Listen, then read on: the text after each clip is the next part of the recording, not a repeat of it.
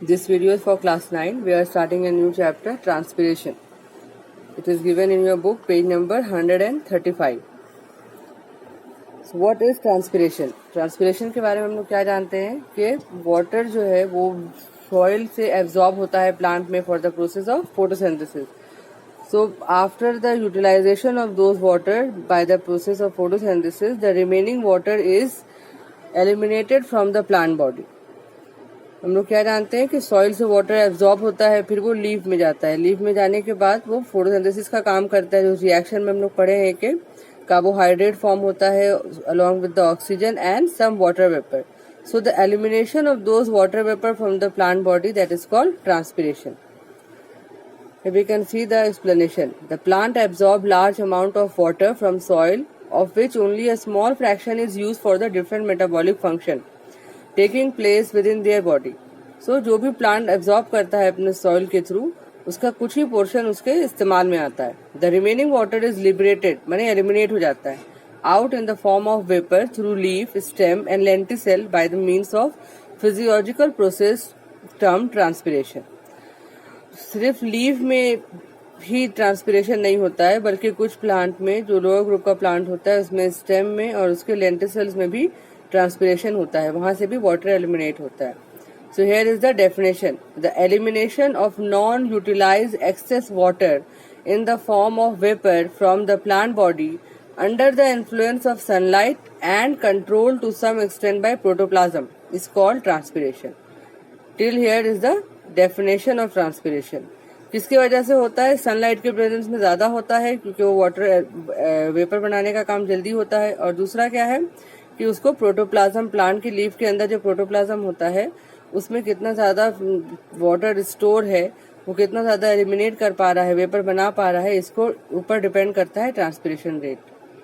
तो हम लोग क्या जानते हैं कि पानी जो है वो वेपर बन रहा है, भाप बन रहा है. तो हम लोग उसको क्या समझते थे अभी तक? एवापोरेशन समझते थे. एवापोरेशन क्या होता है? एक फिजिकल प्रोसेस है. जैसे अगर हम एक प्लेट में भी गर्म पानी रखेंगे तो उससे भी भाप बनेगा, वेपर बन करके वो एटमॉस्फेयर में एब्जॉर्ब हो जाएगा. तो वो उसको हम लोग बोलेंगे that is a physical process, that is evaporation, where water changes from a liquid to a gaseous form. जैसे हम लोग सिर्फ पानी के साथ नहीं होता, जैसे चाय भी हम लोग ठंडा करते हैं, वैसे ही कोई भी तरह का गर्म लिक्विड अगर उसको हम बड़े सरफेस एरिया में रखेंगे तो वो भाप बन करके एटमॉस्फेयर में एब्जॉर्ब हो जाता है. That is called evaporation.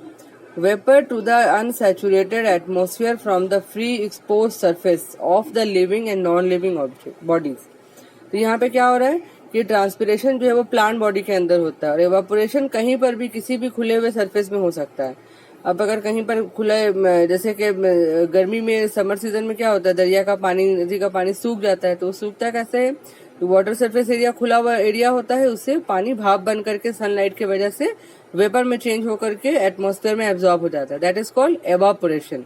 तो that is a difference between evaporation and transpiration. ये वाला पॉइंट एग्जाम में आता है, आप लोग को इसमें से एटलीस्ट 3 पॉइंट याद करना है. सभी इजी है, इसमें से जो आपको छोटा लगता है वो आप पढ़ेंगे. जैसे पहला क्या है, एक फिजियोलॉजिकल प्रोसेस है, लिविंग ऑब्जेक्ट में होता है, जैसे प्लांट में. ये एक फिजिकल प्रोसेस है.